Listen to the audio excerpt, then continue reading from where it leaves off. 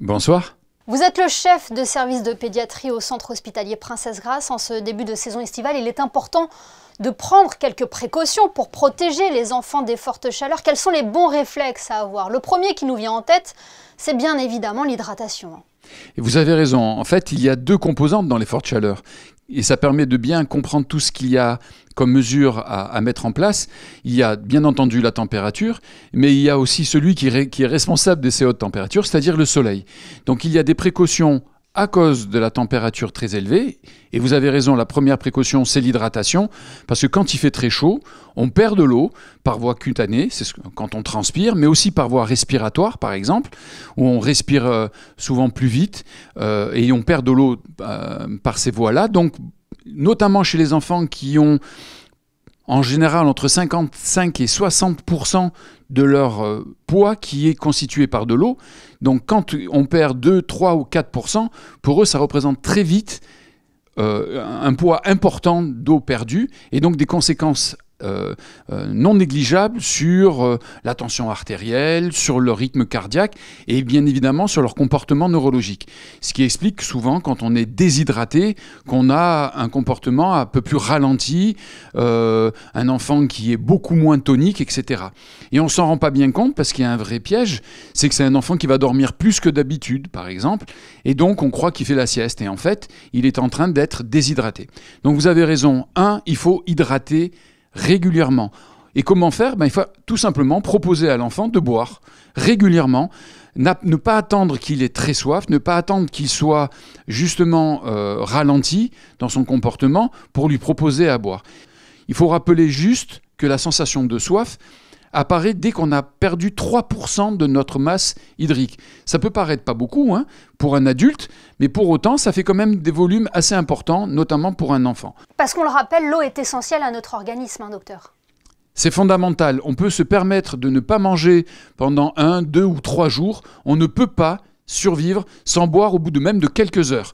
On l'entend donc, faire boire les nourrissons et les jeunes enfants, c'est un réflexe important à avoir. Docteur, pour supporter ces fortes chaleurs, on est souvent tenté d'aller à la plage pour se rafraîchir. Là encore, il y a des gestes à respecter. Et oui, parce que là, c'est un faux ami. On a l'impression qu'en étant sur la plage, même en mettant un chapeau, ce qui est bien, même en mettant l'enfant à l'ombre, ce qui est très bien, même en proposant à boire régulièrement à l'enfant de l'eau, ce qui est très, très, très bien, malheureusement, le fait de la réverbération, d'être dans une atmosphère où on a l'impression qu'il fait moins chaud parce qu'on a une petite brise qui vient de la mer, en fait, l'enfant est soumis à des températures beaucoup plus élevées, surtout si vous allez au moment où il fait le plus chaud, c'est-à-dire au moment où le soleil est au zénith. Entre midi et 14 heures, c'est là qu'il y a le plus de risques. Et l'enfant, par la réverbération, va avoir un impact beaucoup plus important que chez l'adulte du fait de cette température. Déjà, on ne sort pas un nourrisson et un enfant en bas âge au moment où il fait le plus chaud dans la journée.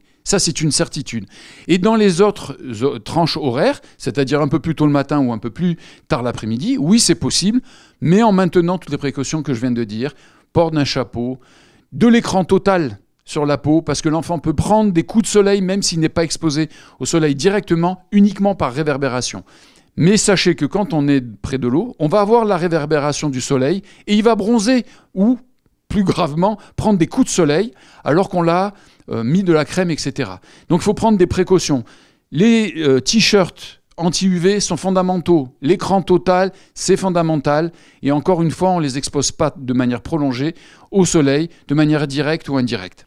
Il ne faut pas prendre donc à la légère tous ces symptômes. Que faire justement en cas de symptômes sévères?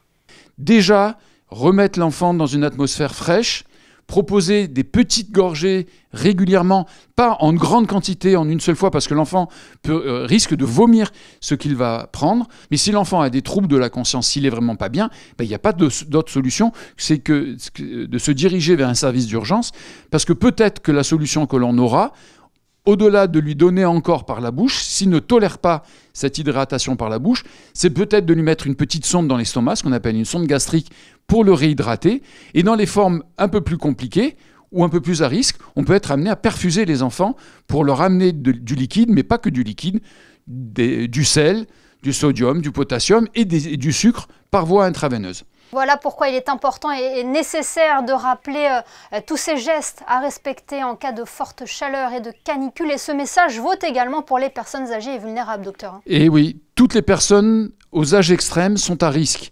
Mais je vais vous dire, même des adultes qui n'ont pas de facteur de risque particulier, s'ils ne s'hydratent pas correctement, ils peuvent se faire piéger.